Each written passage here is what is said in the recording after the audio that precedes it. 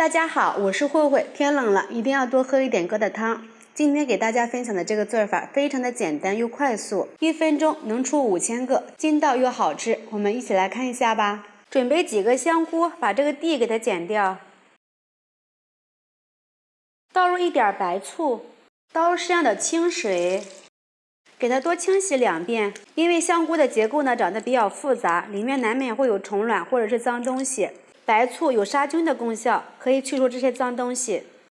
用手给它抓洗2分钟，把脏水倒掉，用流动的清水多清洗几遍。看一下，这样洗得非常干净。把香菇切成片儿，再给它切成小块儿，放入盘里备用。准备一个西红柿打10字花刀，放入大碗里。倒入适量的开水烫一下，好去皮。准备一个土豆，切成片儿，切成长条，最后切成小丁，放入清水里面，防止氧化变黑。把西红柿的外皮给它去下来。把西红柿先切成片儿，切成长条，再切成小丁。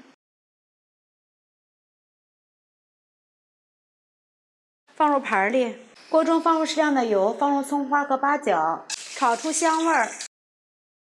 把西红柿丁放入里面，放入1克食用盐，快速炒出汤汁。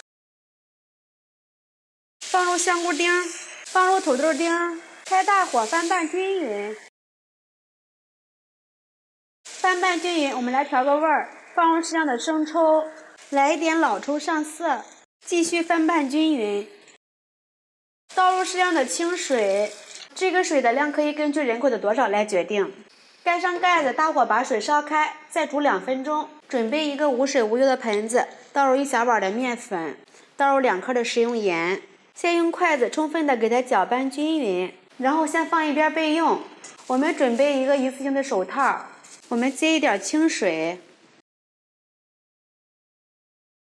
用牙签在上面扎几个小孔。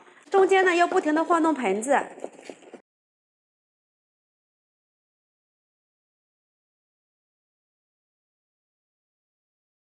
看一下这个疙瘩非常的均匀，用漏勺给它过滤一下。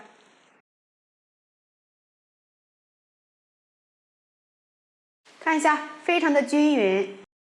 水开之后，把疙瘩全部下入里面，用铲子快速的搅动一下，防止粘连在一起。盖上盖子，继续煮2分钟。现在疙瘩已经熟了，打入2个鸡蛋液，静置5秒钟，给它推动一下。最后放入一把葱花，来一点小沫香油，搅拌均匀就可以了。关火，美味的疙瘩汤就做好了。这样子做非常的简单。看一下，用这种方法做出来的疙瘩汤晶莹剔透的，非常的筋道爽滑。里面加上配菜，吃起来营养又鲜美。也可以把自己喜欢吃的蔬菜加进来，喜欢的朋友们就赶紧试一下吧。喜欢慧慧的视频，记得点击关注转发，拜拜。